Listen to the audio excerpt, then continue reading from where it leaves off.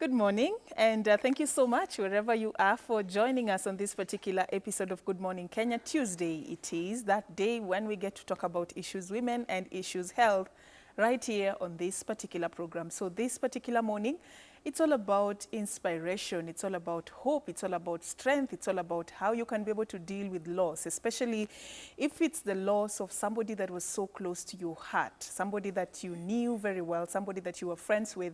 That is what we want to talk about today, and how you can be able to move on with life after that, and what are some of the things that, you know, people who've lost their loved ones are dealing with. What's the life like? What do they expect from society? You know, what are some of the things that we can be able to do to be more sensitive, more caring? That is what we want to talk about this particular morning. And to help us, you know, have that particular conversation, who else other than them that have worn that shoe, that have been through that experience, that are now living a life, telling the story of hope and a message of inspiration to others who are yet to join the club, who are also part of the club. These are two amazing ladies that are my guests this particular morning. And allow me just to introduce them. Sitting right next to me, the lady in the lovely chocolate, I don't know if it's chocolate or brown or beige outfit. You'll help me clarify that. Rose Johnson, she has been on the show before, and she left us with such a, you know, a message of hope that we've carried all through, and I thought it wise to invite her once more for us to have this conversation. Thank you so much for joining me.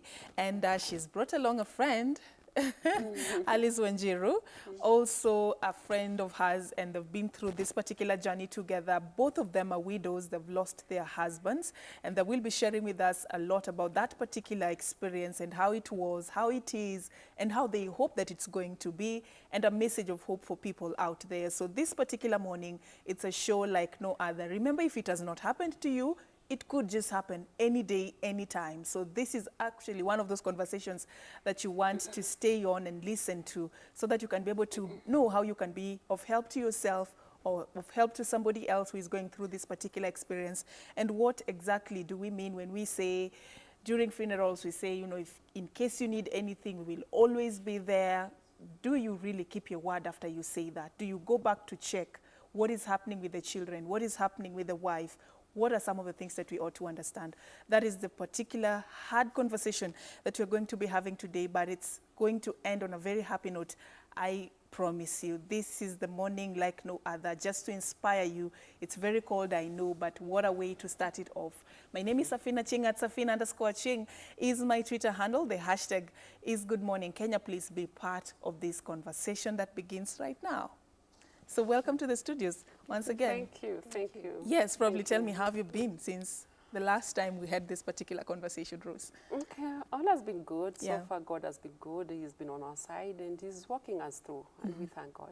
He is. Okay, let's, you know, talk about, today we're talking about dealing with loss, and we want to understand, you know, how is it that somebody can remain as strong as you are today? How is it that somebody can really, you know, have a life after all is, something just happens that you didn't even plan for?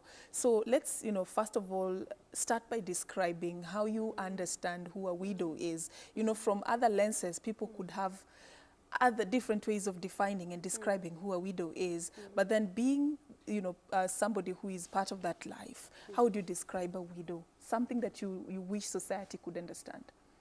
I would, first and foremost, I would say thank you. Thank you so much for welcoming me to the show. It is my pleasure again to come and talk to my fellow widows out there, to encourage them, and just know that she's not alone. We are here to work together. Yeah. And through the grace of God, He's able to see us through the journey. And I would say a widow is a woman. A widow is a sister. A widow is a mother. And a widow is a strong woman. Actually, it's not an easy journey, but I know through God, you can make it. You can make it. I know most people in the first stages, it's really difficult. Yeah. It's really difficult. And even towards the end, unless you involve yourself, you involve God in your journey, you cannot make it. You really need to walk with God. Another thing, you need to walk with your fellow ladies. Go out there, look for the cell group, something at least to make you strong. in that you become more stronger. When you join together hands, when you work together with the other ladies, when you share out, when you speak. So actually, in the key thing that there's life after death. That is what I would say. Yeah. There's life after death. So we have to come out of it. However hard it is, we must accept it, which is not easy, but the key thing is acceptance. We have to learn to accept that the loss has happened and there's life after that. So we have to move on. Yes. Yeah, true. And moving on, you'll tell us exactly how Yes. you're doing that. Yes. You say it's all about encouraging others who are Yes. out there Yes. to help them understand that there is life after Yes. death. You Yes. can actually move on with your life. You'll tell us Yes. how that happens. But Exactly. let's begin on a more happier note. Yes. These are people you both loved. Yeah. These are people that you hoped, it will be happy ever after the marriage. Let's talk about them in as much as they are resting right now. Let me start with you, Alice. How do you describe, the kind of life you lived with your husband? Tell us, like, what did you like about him? How did you guys meet?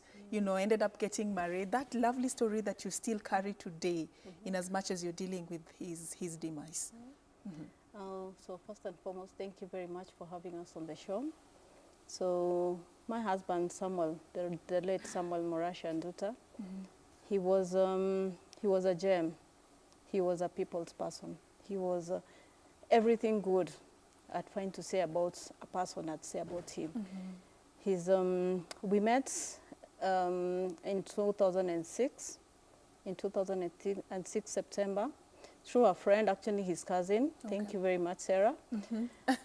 For that opportunity. For the introduction. To meet the love of your life. And I think it was, I don't believe much in love at first sight, but it was love at first sight.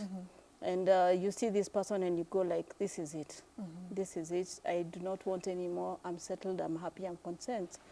And it was a very short romance.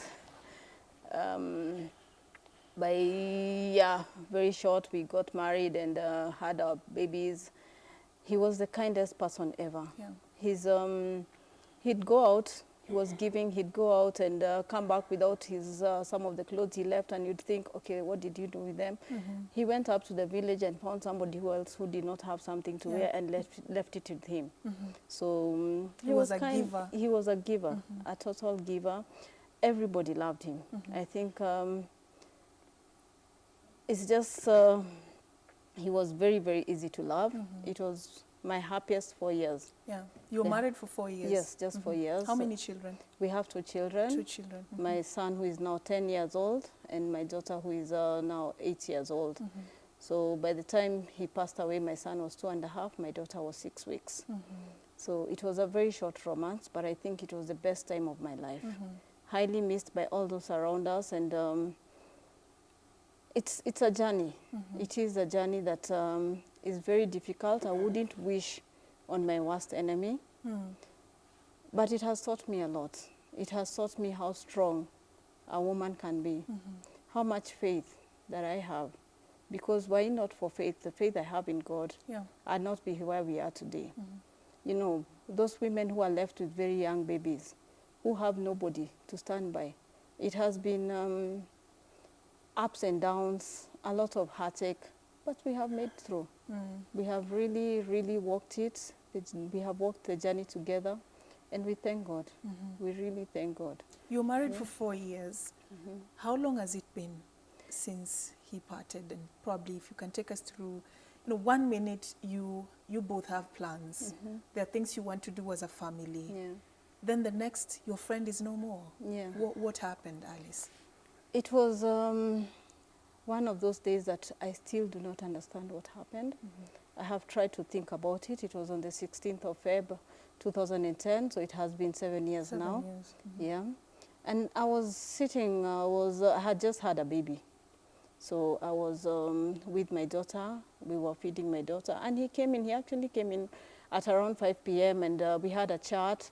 And he left. He said he's going up country and he's going to be back shortly. Then at around 6 we spoke again. Then by 8 I was being called he's had an accident. And we need to rush to Murang'a and just check on him. On getting there, you find that it was a fatal accident. So unfortunately, he passed away. So It has been hard. I went into some sort of depression, but thank God for I had a small baby. Yeah.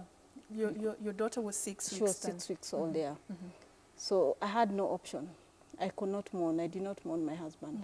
I could not mourn because how do you mourn and you have young children to look after? Yeah. Yeah. How do you mourn and there's demand for you every single minute? You cannot mourn. So you get up and get back into your life. So my way of mourning was shutting out everybody that was around me. For 3 months, I think I did not, after the funeral and everything, I just locked myself in the house. Yeah. It was just my children and us, and life moved on. Did it work for you, or did it affect you more? The fact that you locked people out, the fact that you lived that life of you needed here and there, you have to be strong, did it help you? It, in a way, it did help me, but in a way, it also worked.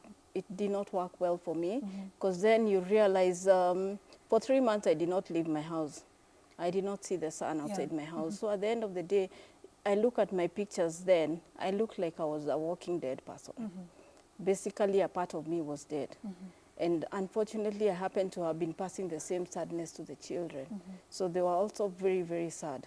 These same children that you're trying to be strong for. Exactly. Yeah. Exactly. They could feel you. Children are very strong. Yeah. So yes, they are laughing and everything, but once they see that their mother is down, they will also be down. They will also be sad. Yeah. So it was a very, very difficult time.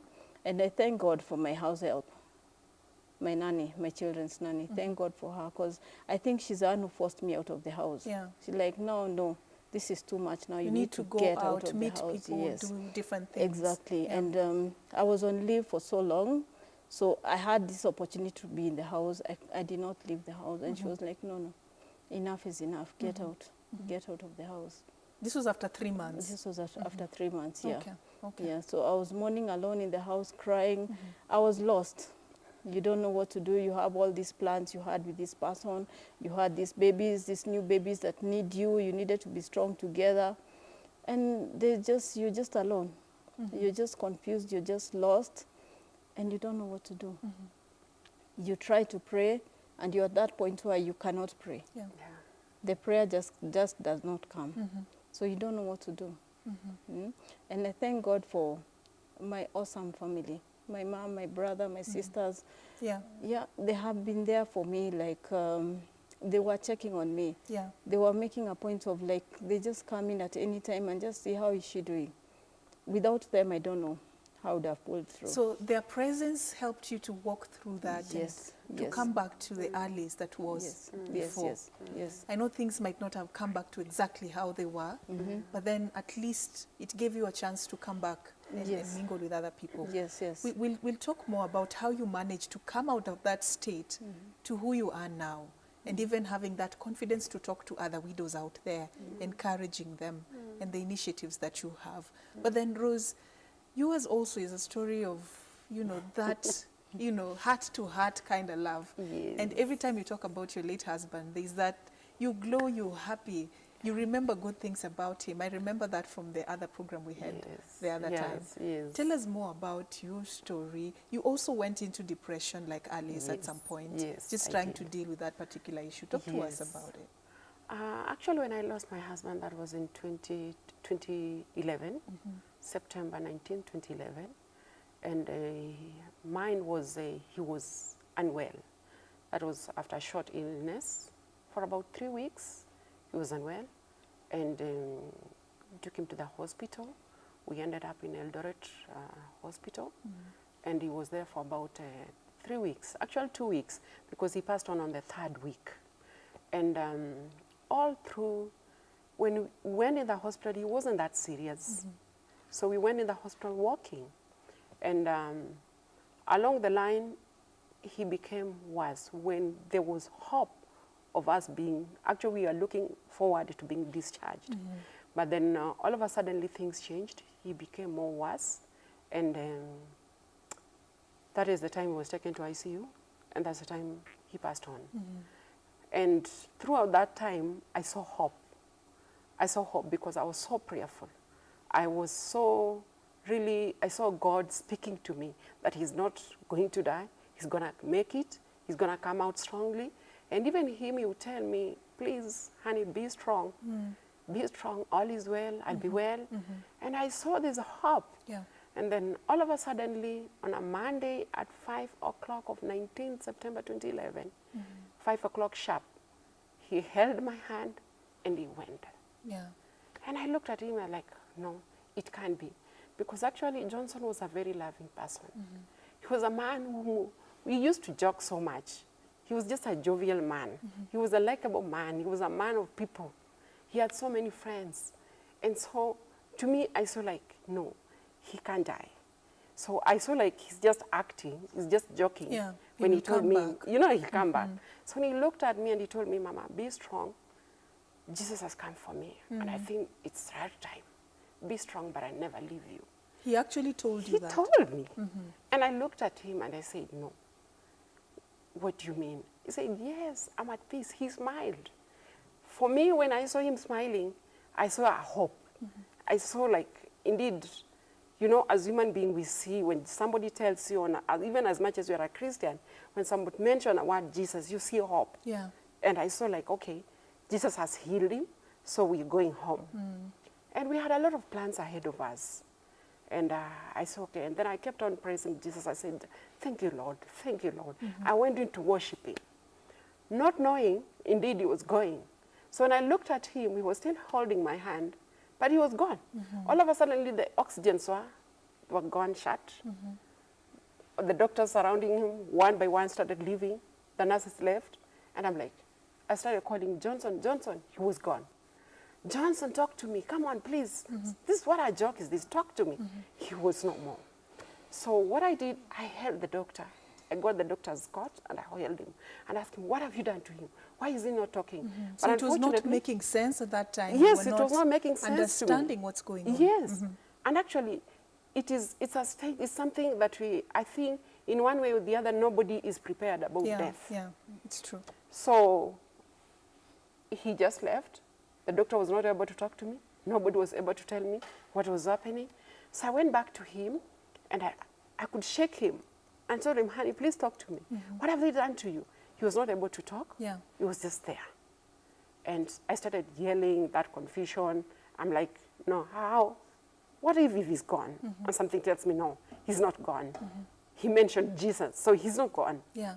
And all of a sudden I realized, no, he's not making any movement at all. Yeah, he's not coming. Yes. Back. Yeah. So that alone, so I was saying, no, it can't be. I locked myself in the room, and I locked even the windows, and I started talking to him. I jumped on him, sat on him, and told him, no, you have to talk to me. You have to talk to me and tell me what's happening. Unfortunately, he was not making any sense. But the moment I started crying, I could see his tears coming from his face because he was just gone. His body was still as warm as he was. Yeah. And I'm like, no, please talk to me. He couldn't talk to me. And that was it. So I stuck in the room with him. They tried to knock the room for me to open the room. I refused, and I said, no, this is my husband. I came with him here, and I'm not going to open. You don't know how far we have come. Yeah. So How many years were you married? I was married for about 10 years. 10 years. Yes. How many children? I have two. 2 children. Yes. Yeah. So actually that time I was like, no, I was with my husband in the room after he had died. That was around 5 and up to around 9, Yeah. 9 p.m.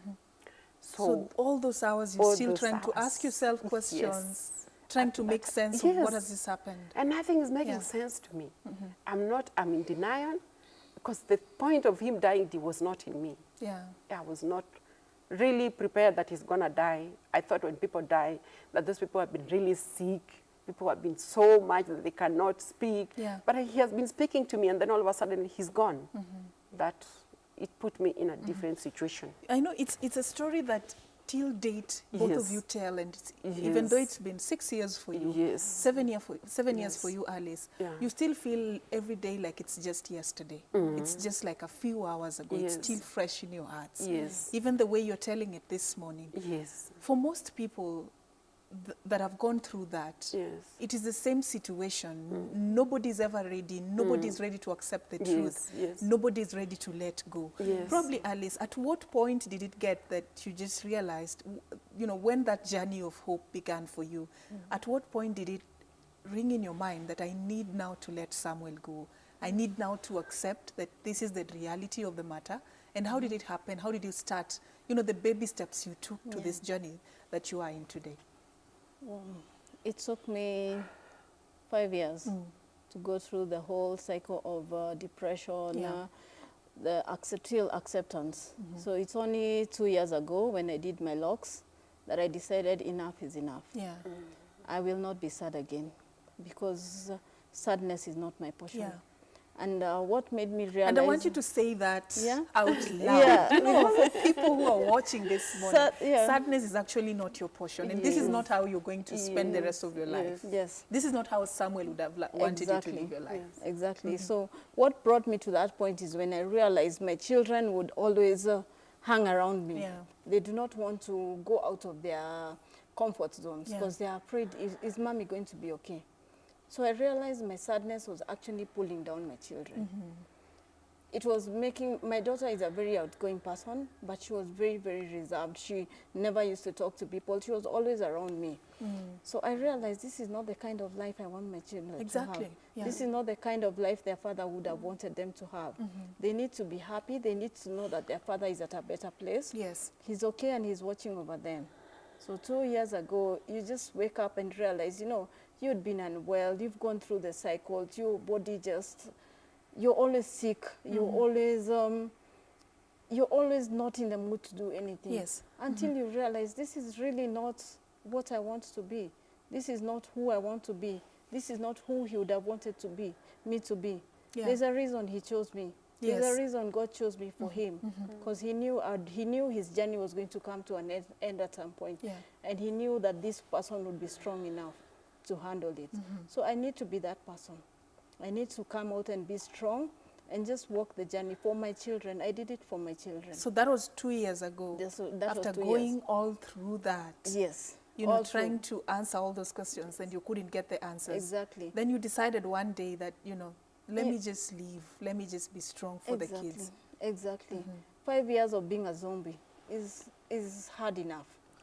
It is a zombie. A zombie. I don't remember my daughter's, some of the things in her first 3 years of life.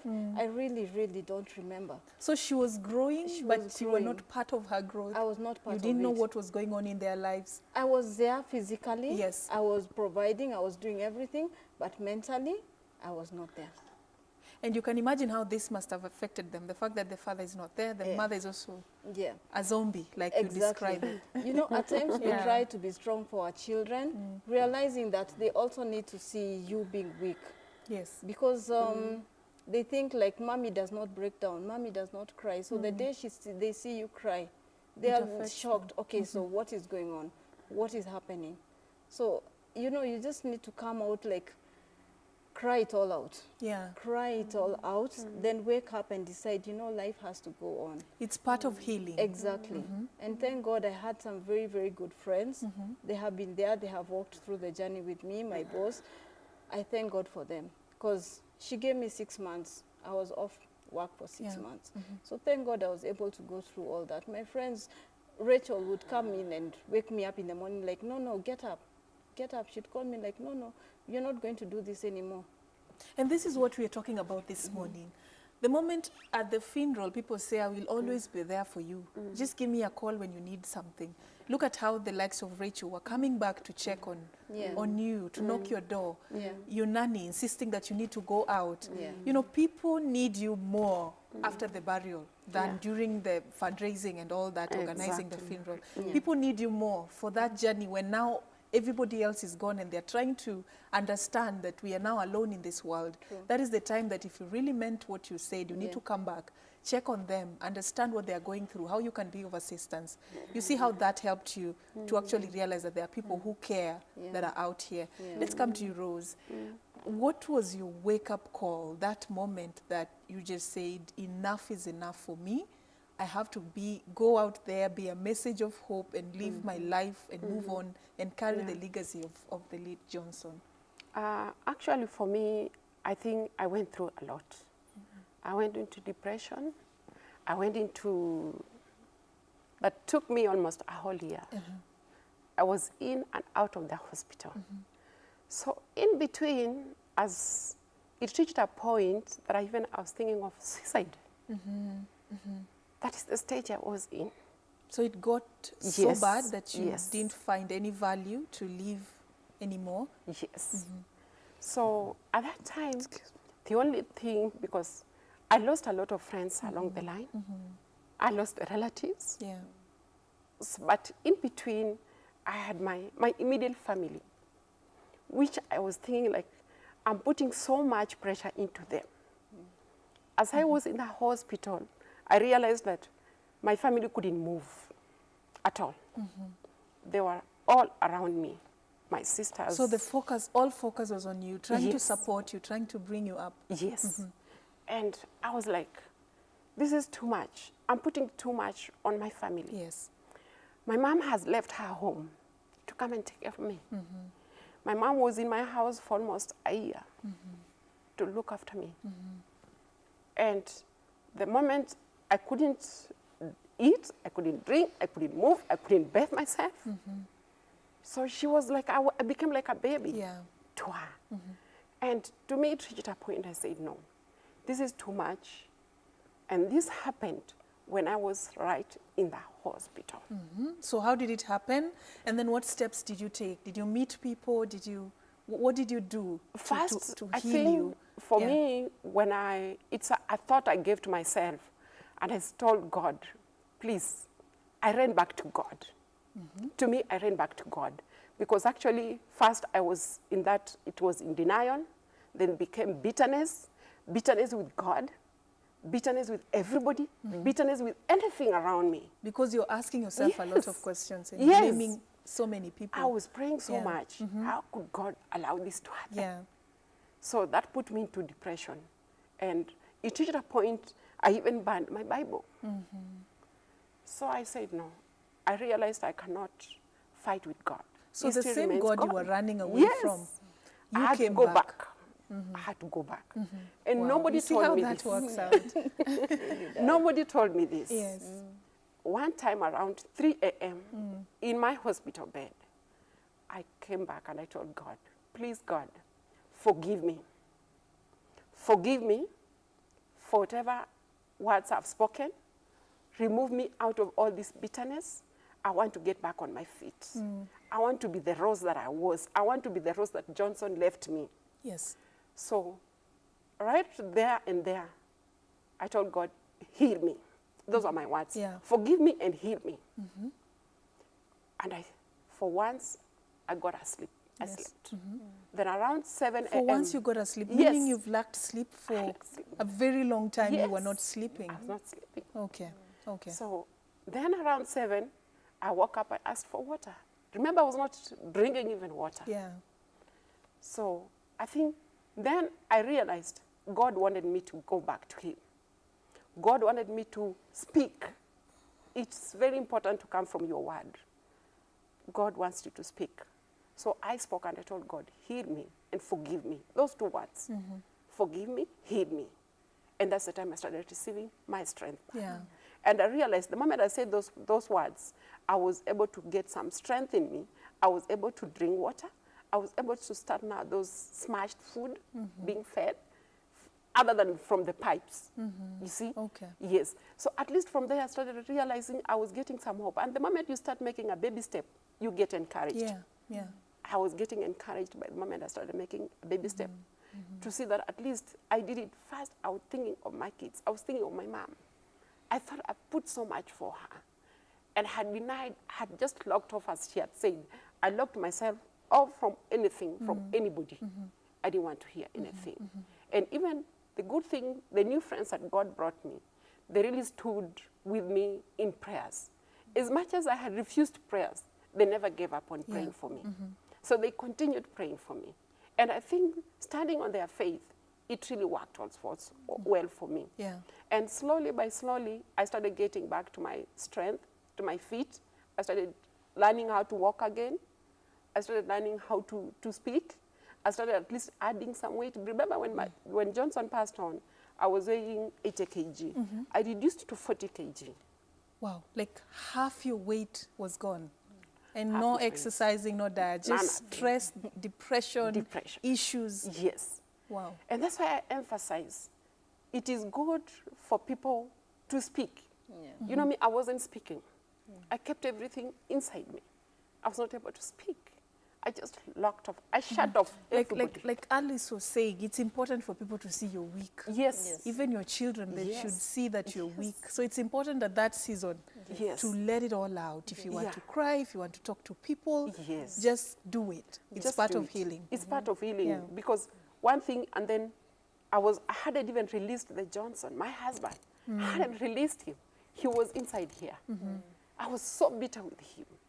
I was so bitter with all the promises he had given Yeah, me. especially when Yes. at the last moment when he was telling you all is going to be well. Yes. And then here he goes. So I carried him with me.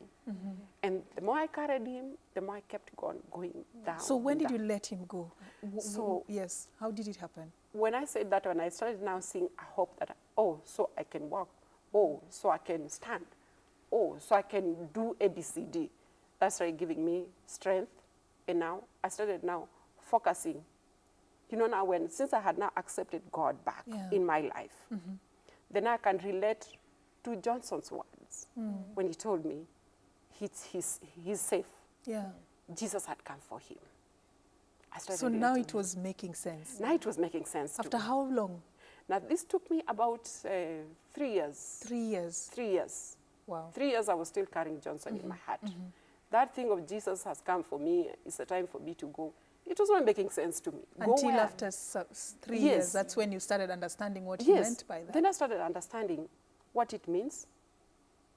He's in safe place. He's no more suffering. He's watching over me as he promised. He's with the angels. He's okay. So I need also to be okay. And I remember a friend told me, Rose, you keep talking about this Johnson. Remember if Johnson walked in here, would he be happy to see you the way you are looking now? Yeah, yeah. Or will he be happy to see you a smiling Rose that you are, the strong Rose that you are? Yes. I sat, those words did not make sense to me. But later on, I sat and listened to myself, and I saw like, it makes sense. I think he would be happy to see the strong me. He would be happy to see me smiling. He would be happy to see the Rose that he knew. Before. Yes, before. During when you were married and all Yes, those years. Yeah. yes. So that's the time I realized, no, I have to look smart for myself. There's life after that. Yeah. He's gone. But I have to live. That's the time I realized I have to live. Because I realized I struggled so much to live. I really struggled. Okay. Yeah. Now, there's always that hope, like I've heard you say something about he's watching over me. Yes. There's always that feeling that that person who left is just somewhere watching over you. Do you feel that strength carry you through your days, Alice and Rose? Do you feel that there is still the presence of your late husbands, carrying you through issues in life, processes? Each and every day you wake up in the morning, you feel like you're not alone in this world anymore, Alice. Yes, there are those days, definitely. There are those days that you will pass, someone will pass next to you and you'll feel his cologne. And you're like, oh my God, there he is. And you feel him. Those memories. Exactly. Yeah. There are days when you're deep asleep and maybe the baby is asleep, is not feeling well. Yeah. And you have a dream, he's shouting your name, Alice, Alice, wake up. And you go check on the baby is having a high fever. So it's those days that he is really there. He is really watching over you. He is interceding for us. There are those days when you look and you wonder, how did I just get through that? You just look at... Something just happened. Exactly. That was a near-miss accident. Like, how did I just get through? Yeah. And at that point, you realize you thought about him. At the same time, you thought about him. So you realize, yes, they are still with us. Their spirit still lingers around us. There are days you'll walk through the house and you're like, okay, you guys, we're not alone in this house. There's somebody kids, watching over us. The kids will ask, like, Mom, who's upstairs? Who is, And you realize he really, truly is there. He is sitting with God, and they are watching and praying over us. Because some of the things that happen, you really, really don't know how you get through. And it has to get to a point where you feel like you start having those positive memories Yes. and you start Yes. being happy and moving on. In as much as you still remember what happened, you remember the life you had, but then you remember it on a more positive note Exactly. to encourage you and to Yes. move you Yeah. every day. I'm sure this happens maybe on your anniversaries, Yeah. birthdays. Yeah. Yeah? Yeah, exactly. On those special Yeah. days Those that, special that you days. had. You remember good things Yes, that you used to do yes, together. yes. What is that one thing, Rose, that you always remember about your late husband? Something nice that you both did while he was still alive. Oh my God. That nice memory you still carry to date. There's so many things that we did together. Yes. There's so many things. Did There's you so guys many like going out? What things. is it that you loved doing? Movies or what? My husband was a football fan. Wow. Was a football fan. And actually, in his coffin, we put a Man U t-shirt. He was like a He die-hard. was a die-hard football lover, and his team was Man U. And I'm telling Wow. you, many times I've stayed until 2 a.m. because he enjoyed his company. He really enjoyed my company. Wherever his team is playing, wherever we are, we have to stop. Whether we're And in watch town, we'll have Man to go U. somewhere, watch Wow. Man U. And the whole house was Man U. And Manu Damu. Manu Damu, that's what he would say. Eh? So it was, everybody was a Manu, and the Manu was the talk. So actually, whenever I see these teams, I no longer now the football thing, I don't now carry it on a negative attitude. Okay. Yes. I really think about it, and I said, oh gosh, I wish Johnson was here to see his Yeah. team. You know, I have those, okay. I remember those cheering, those moments that the way he used to cheer, and I just feel, you know, He's here. he's here. I wish he was here to see his team, you know. And that makes me even to have, because of his memory, I've carried to like the Manu. Up to now, I still carry it. Like, You're a Manu fan. Yes. I feel like I should do it in his presence. Because he would even ask, I remember even maybe sometimes we have traveled and we are not somewhere that he can watch. He would even call the son and tell him, can please check for me, Manu perform aje. Wow. You know, when he buys the newspaper, the first page, he goes to the column for the sports. To see what happened. Yes. Wow. Eh? So actually, that really, it's one thing that I remember I've been forced to watch Manu when I didn't want until it reached a point I had just You to just like had it to. and enjoy Because it. of him. Because of him. Hey, Because I Wanjiru realized enjoy. he enjoyed my company. All he wanted was my company. Until even I remember during his burial, most of his friends whom he used to watch football with, they were saying, we thought this is your girlfriend. Because we were always with her all the time when we were watching football. We thought it's a girlfriend. We never knew this is the wife. So you are the wife of Johnson. We thought you were a girlfriend. So it Because can we actually realized- happen. Yes, You so can it go can with really your wife to happen. watch Yes. football. Yes, No because this is need the of thing. Mpango wa Kando. Yes, and that's you what know. people have taken it like. And people women go- also need to love these things. Exactly. Yes. You know, you cannot accompany your man to watch football if all you do is criticize and you Yes. keep saying, tutaenda home sangapi, when are we Yes. leaving? You know, Yes. you need to also enjoy it. Wow. So You're really I've making just, me happy this I've morning. realized to cherish those good memories of Yes, him. yes. Johnson had a lot of, he liked to dance. Wow. Yeah. And he would even dance over nothing. You know, when he's in the house, he was a very cheerful person. Wow. So those are kind of the things that really keeps me going, and I've learned to cherish the beautiful moment. And actually now when I talk about Johnson, I talk about it with a lot of smile, with a lot of excitement, but at least I was the last. Wow. Yeah. True. You know, Not I still only like the first, fact that but the last. Yeah.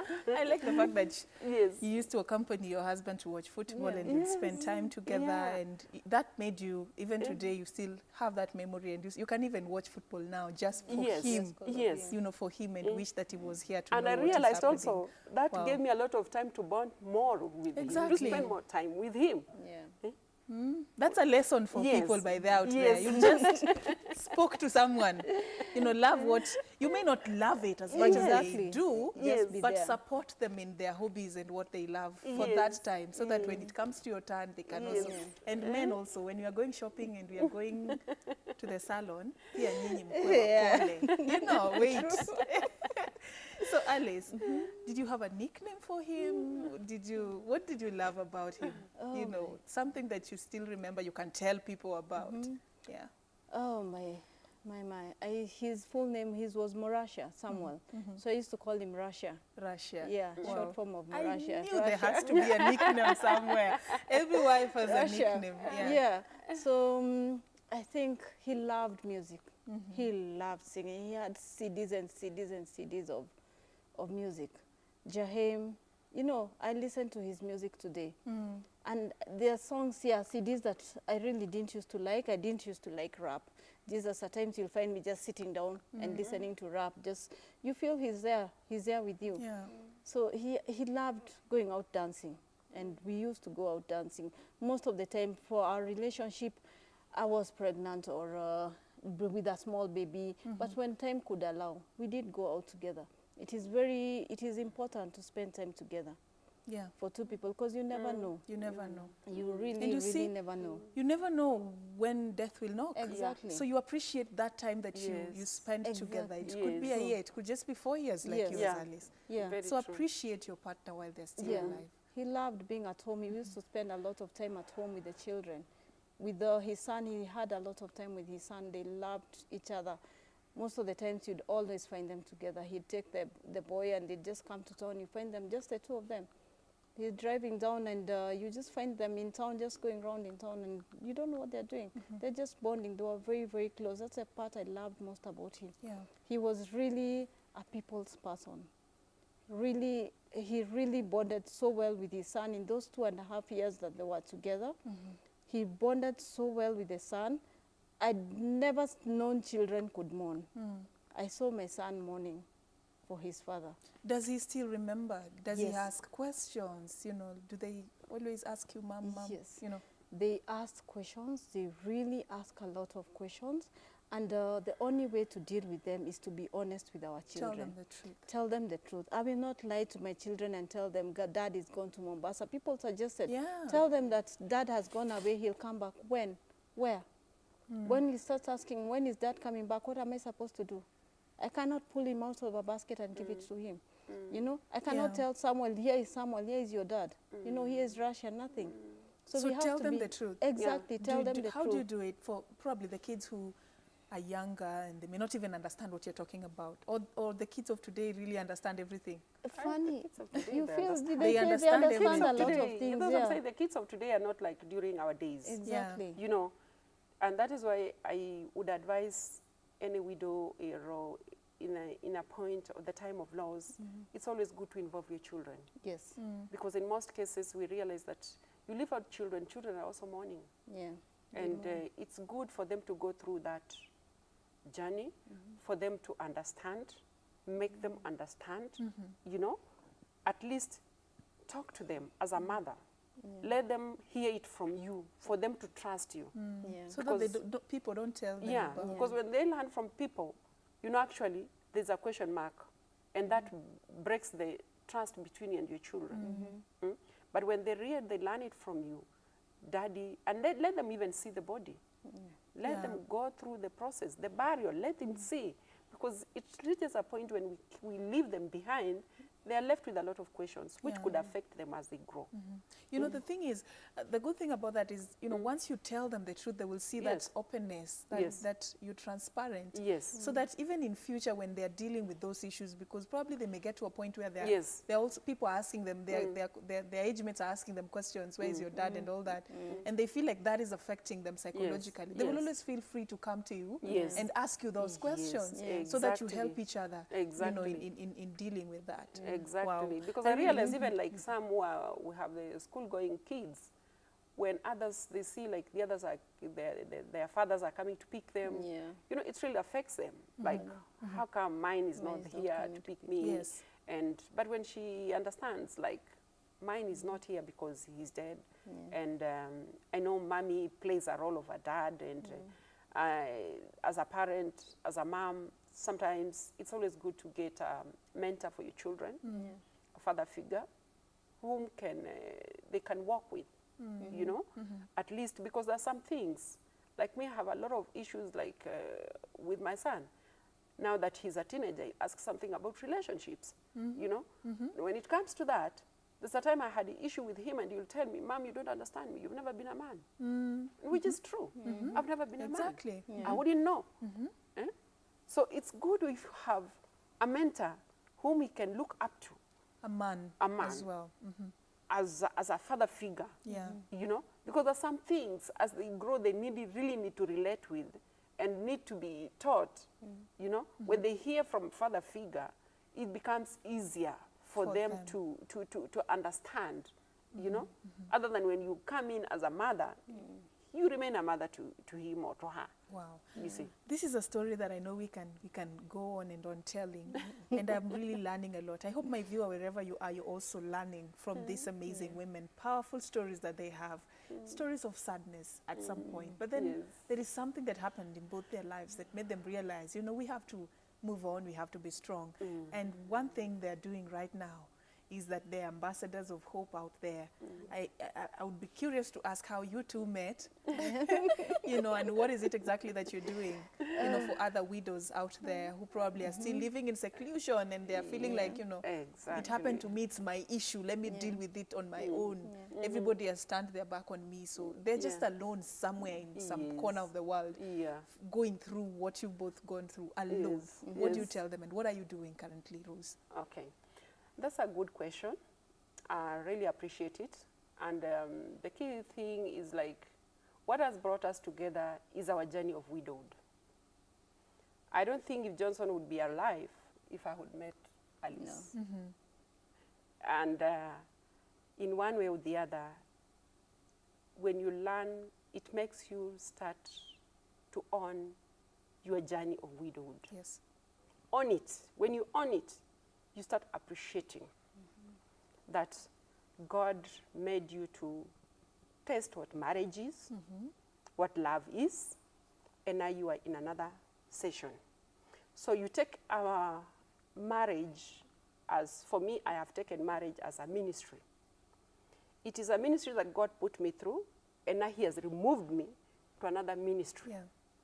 That I feel, maybe it was his will that I cross over to this journey, this ministry of widowed, to serve him in this line. Just before you continue, there's somebody asking themselves right now, how? Yes. You know, how do you just manage to speak like that? How can God allow this to happen to me? You know, they are asking all those questions. You know, if you've not allowed God to heal your heart like Rose did, you cannot speak like this. You cannot look at marriage. You cannot look at widowhood as another ministry that you have to live. Yeah, go on. Very true. That is very true in all things, because as Christians, I think we believe in life after death. And we believe that it's God who gives life and it's God who takes it. Because he can prevent it. So it's a stake that he gives life and he takes it. Yeah. So when he has taken it, you cannot start juggling with God. Yeah. He has done his will. Accept it. However hard it is, let us try to accept it. Yeah. That his will has been done, and he has his purpose. So you no matter how him, difficult it is to understand that this is the will of God. Yes. When people tell you God knows why it has happened, you just feel like, just get out of here. I know what that are is you the telling question, me? and especially when you're down there, that Yeah. is the thing that you never want to be told. It's the will of God. It's the will of God. How? God loved him than you. Those are the things that you don't want to hear. But that is the moment you've not allowed God to heal That's the your moment heart. you've not allowed God to really minister in to you. you, Yeah. to Wow. work in you. But once you realize it is about God, life is all about God, and you let him just use you, you tell God, if it is your will, let your will be done in my life. Yeah. He has done in his life. So let your will be done in my life. Let me be a vessel. And you know, God does not give you a challenge that he can't give you the grace. Exactly. So for him to have allowed this to happen, see what he has done with both your lives. See what you're doing to other widows out there. Because if you hadn't gone through this, you wouldn't even know how to speak to a widow. No. What do you Very tell true. a widow? No. How do you Very true. encourage them? You've not even gone through the experience Very yourself. true. It's But then very true. he had a purpose why Very the two true. of you met. That's So Alice, true. tell me more about how you go about that. Because society is asking, how do we support? Many people don't even know what to tell somebody who's lost their loved ones. People even fear attending funerals, or people wait for you to get used to the news. They would know that you've lost somebody, but they wait because they're not sure if They don't know. They don't know even what to say. you Yeah. land in their Yes. company, you've just received the Yeah. news and you're together. What do I tell this Yeah. person? So what are you doing? How do you do it for people to understand how they can be there for widows, for people who've lost their loved ones? So basically, I walked a journey. I would say on my own, yes, I had people around me, but I did not have widows around me. It is believed that back in the day, there were no young widows. You know, nobody could understand what I was going through. Yes, I met an older widow who the only words of comfort was like, don't think about getting married right now. And I was thinking, Jesus Christ, the guy has just gone, Sam has just gone. I'm not thinking about men right now. You know, so we came, you realized you have been really, really alone. So I met this lady, Pamela and Emma, and we sat and saw the need. Are they widows as well? Yes, they are Young widows. They are very young widows. Pamela, she's barely one year now into, she's almost celebrating her first year since her husband passed away. Emma is only 6 months since her husband passed away with a young baby. She has a 6-month-old baby. So we realized that there was this gap. There's this gap in society. There's this gap in the church. Yeah. There is this gap all over, whereby we have no support. There is no support, nothing at all, nobody to turn to. So we came together and opened the Taraji Trust. Now, Taraji Trust is a widows by widows initiative. We are looking to reach out to another widow. We do not want a lady to go through what we went through because we were totally on our own. We want to be there for somebody else. For someone, you know, like I have a number I can call and just cry out. Yeah. And I've spoken, exactly. And how wonderful it is sharing with somebody who's been through Exactly. And that they're wondering, experience. yeah, how did you get over it? And you're telling them it is normal. It is normal for you to not want to see people. It is normal for you to be sick. It is normal. They just need to know that what they're going through, it is a okay. normal process. It's okay. Because they're ending up hating themselves, thinking, oh my God, I'm being such a bad person. And yet they need to go through all these processes to then be able to heal. So we are looking to meet such widows. We are looking to be there, especially emphasis for the young widows. And in this point, when we say the young widow, we say that widow that has been left with their young children that we are still educating. Young babies that are still in school, children still in high school. We are struggling. You cannot mourn because your children are young. You cannot mourn for your loved one. Your children cannot mourn because they don't know, they're confused. You don't know how to deal with it. So we came together and opened the Taraji Trust. Taraja is a Swahili word that means hope. We are giving hope to somebody else because we did not have that hope.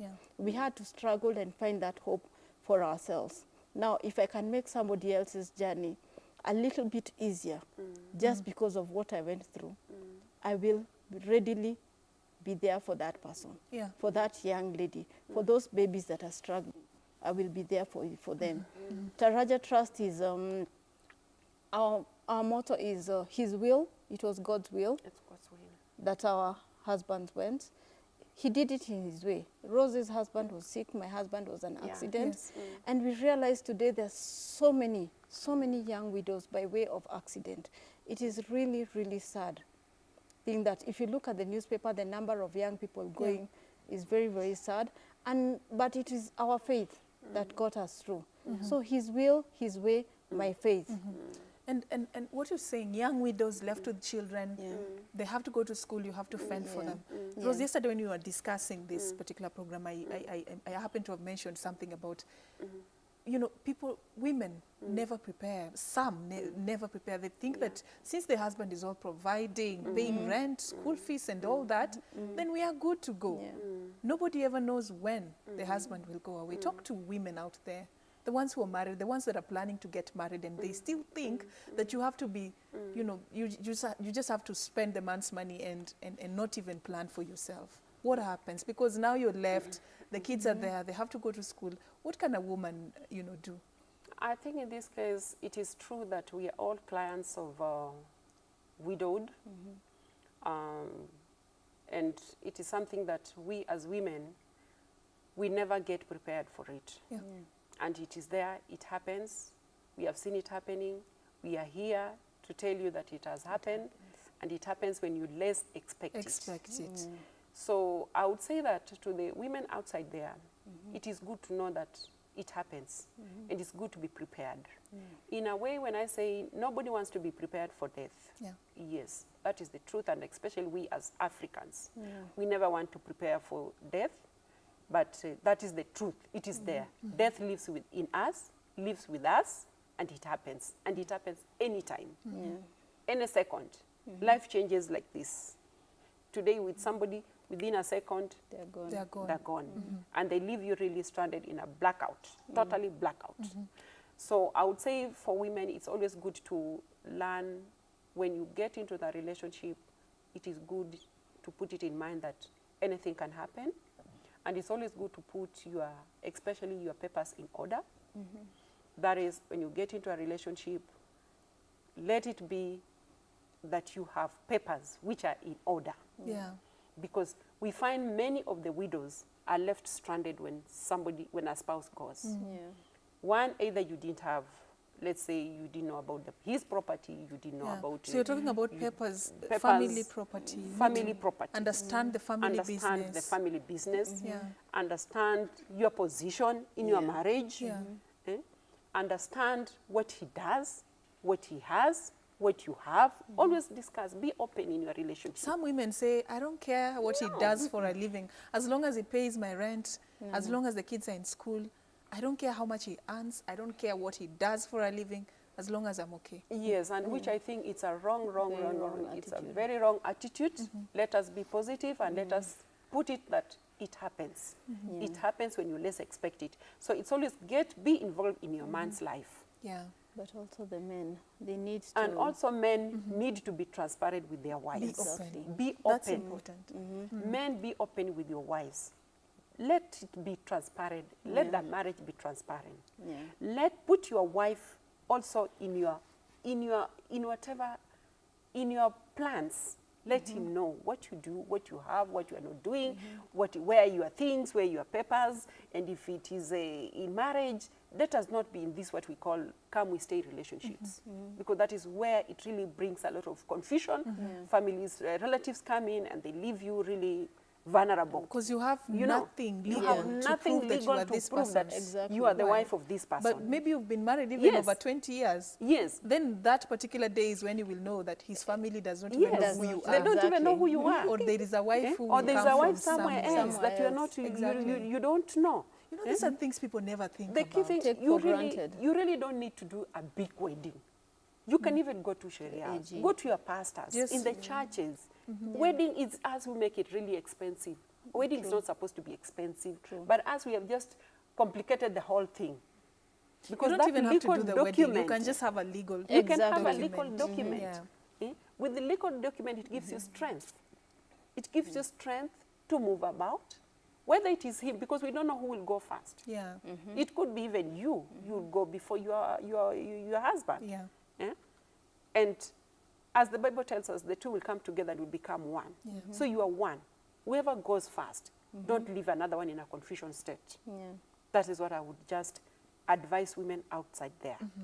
Because with that, it really gives you a lot of strength. You can move with confidence. You can approach any office or any, there's a strength in it when you have things in order. It's one thing that I could just ask women out there to put their relationship, their marriage in order. It's very important. Yes. Was there anything in your cases that happened that really left you at a confused state? You know, something that happened that probably would have been different if you were a bit more prepared? For me, I would say, okay, other than just the shock that he's no more, and another thing is like, for me, I was staying in a civil servant house. And I was also in one of those women who didn't know how to pay rent, who didn't know how to pay bills, who didn't know how to pay school fees. As much as I was working, I was that woman that he's the one who's controlling even my account, you know? I had that much trust on him that being the head of the family, he has to control everything. Okay, but the good thing with him, we would discuss. You know? You tell, okay, we need this much money for the fees. This will have to go to fees. This will have to go to ABCD. But now being that I had never paid rent, my dear friend, I had to look for a house. Yeah. And it was unfortunate that it was really, they were so harsh to me. I was thrown out of the house, not knowing where to go. I didn't even have the money. Just immediately after the burial, I was thrown out of the house.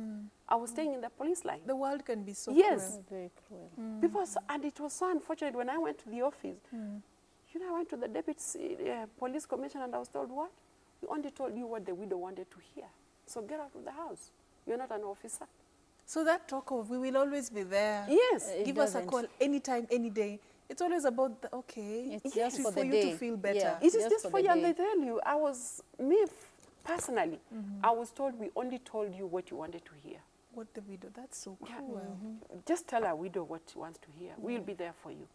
And what I would just urge the society, please don't make those promises. Don't Yeah. speak, just Don't keep say quiet. anything, just be quiet. Yeah. If you want to Don't pay speak. fees, Yeah. just come back and pay. Yes. Yeah. You don't have to say You you don't will have pay. to In fact, you know say the way it's anything. done, even they want even to be given the microphone and they speak Yes. so boldly Yes. for people Just to so hear. You to know be that, seen on and that that day. that is also a disadvantage because the community will go away knowing that widow is Exactly. sorted. Sorted. Sorted. It's You so know, looked there are so after. many people Yes. who came. Yes. The Yeah. colleagues said they will do this. The friends said they will do this, so she's sorted. Then a Exactly. few months down the line, they wonder why you're still living in Very- poverty. Yes. So very few better you people. keep quiet Yeah. so that somebody else can come in. Those and empty make- promises, yeah. I would just urge you people, please don't make those empty Yeah. promises. Because nobody's asking you to make those promises. Exactly. So the best thing is just stand there with the family, stand there with the widow, but don't make those empty Yeah. promises. Yeah. It really breaks a widow down. Alice, was there anything that caught you so unaware, something you had to deal with very fast as you're trying to mourn your husband, but then again there's this issue that is a consequence of his demise that you're Yeah. trying to deal with as a widow? Luckily, I was one of those, I knew what was happening around me. I knew what we had to pay for. I Yeah, knew okay. I knew what bills, what in the house, how to operate, you know, the gas and the light bulb and everything. So luckily, that part I was able to Okay. deal with. But I didn't know, like, in the shamba, who he was dealing with, what he has to do. You know, there are things that there are people that that came along and started telling me, oh, you know, he owed me this much. And I'm like, Oh. really, really, So guys? Really? Which I know at the end of the day, maybe yes, he could have, but I know can't there are people prove. who owed You him. don't have any proof. There are people who owed him by the time he died, and I could not You be don't even able, know I do not who, know how who much, exactly how to find them. how to find them, or even where he was applying to. So there are many people who went away with his money, with our money, and you just don't know where to get a hold of them. But again, this is the point where, as Rose said, that women and men, it is a high time, as a married couple, people started working together. Just be transparent. Exactly. Stop Yeah. being your wife's enemy. Stop being your husband's enemy. Let your wife know what you're doing. There are men who say, mwanamke ukimwambia ataharibika. Hapana. You know, It is not. don't ever tell your wife how much you're earning. No. or that you bought land somewhere. Yeah, so and it's why are you very even bad. working? Such- It's for the family. Yes. for Such the land family. goes to waste. Yeah. You know, you die today, tomorrow, and nobody knows where it is. Exactly. It will go to And waste. the money you've saved up, Itapotea tu hivyo. Itapotea. and if you never tell anyone, that is, those are the monies that just disappear. And your I'm family told we're will be supposed to left. be bringing this conversation to a close. I've really enjoyed talking to you ladies this morning. You've really inspired us this morning. But Thank then you for as we having us. wind up, you're meeting, you're having dinners, you're having Yes. your small meetings, Yes. you're talking, Yes. you're crying, you're laughing together. Tell us about that and what's coming up. Okay, we are having a dinner for Taraji Trust on this Friday 17th from 5:30. This is a meet and introduce dinner Okay. for the widows. We want to meet the widows out there. We want to introduce to them Taraja. We want to introduce to them our vision for 2018, where we want to be, who we want to work with. We will be having a dinner. The dinner will be at Jabali School, Arboretum. The dinner is going for 500 per widow. There will be transport available for those who will not have transport to Arboretum from St. Paul's. it will be there. We just want to meet the widows and just let them know that there is hope. There is something to look forward to. You do not have to be down. And that is there. the note that I want us to wind this program on. As your final words, what do you tell the widow? What do you tell society? What do you want the public to remember this morning? That message of hope that you came with and you wanted, you know, the nation to hear. From a widow's lenses, what do you tell the nation? Let me start with you, Rose. Okay, I will tell the widows out there that there is hope. There is hope after the loss of a loved one. There is hope. There is life after that. And so it is always good just to be positive in life. Be positive in life. Come out. Let us work together. Let us join hands together. There's strength in working together. So don't keep yourself alone, especially during this holiday season. There's a holiday season coming up. And people are now, all families are always together. And you feel like your family is a broken family because a father or a husband is missing. In that case, you find like most of the widows are locked up. You are like, you can't do anything, you can't go out, you feel miserable. Don't be miserable. Come out, make yourself happy. If not, reach out to others. It is good to join these cell groups. Cell groups, there's strength in cell groups. We pray together, we mourn together, we laugh together, we eat together. In that we get strength about ourselves. We really encourage each other.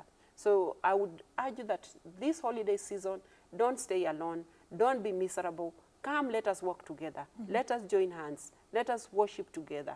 There is strength in coming together. That is the key thing. And sharing And your just story. sharing. You heal every time you we tell heal, the yes. story. I hope you've healed more. Of course, we've on even this healed show. more. We've even healed more. Lots. I hope I didn't dig No, deep no, no, into no, the no, no, issues. no. Okay, Alice, your final words. My final words to the widow: there is life. There is life tomorrow. There is life after being a widow. There are people out there who want to see that smile back on your face. There are people out there who want to see you smile again, who want to see you walk again. Wake up. I know it is very, very hard, but wake up from wherever you gather that strength. Pray about it. Just wake up and try and walk again. To society, there's a woman out there that you're the same person, that you're belittling that person. There's a lady struggling and you're busy putting her down, yet you know very well that she is a widow. This will come back to you. Please stand up for that widow. Stand up and fight for her, because she needs you. She's crying. She does not know what to do, what to say. Stand up and be there. To the church, there are women who come to church every single day and leave feeling even more hopeless than they were when they walked into that church. There's a forgotten lot. Please be there. And as Rose said, as a widow, do not be at home. The holidays are really, really hard. They're hard. Thank you so Really much. hard. Thank you so much both for your Thank time. you very much for having Yes, us. and we really appreciate how you've inspired us this particular morning, and you've really left us at a more hope. inspired note this Thank morning. you. Thank you so much for watching Good Morning Kenya. There is more still coming your way on this Tuesday. Remember, it's also Health Tuesday right here on Good Morning Kenya. Be sure to catch that interview coming right up, talking about gum health. How do you do that? Do you even know how many times you need to brush your teeth? What do you use? How do you identify when you're beginning to form gum diseases? That will be coming right up.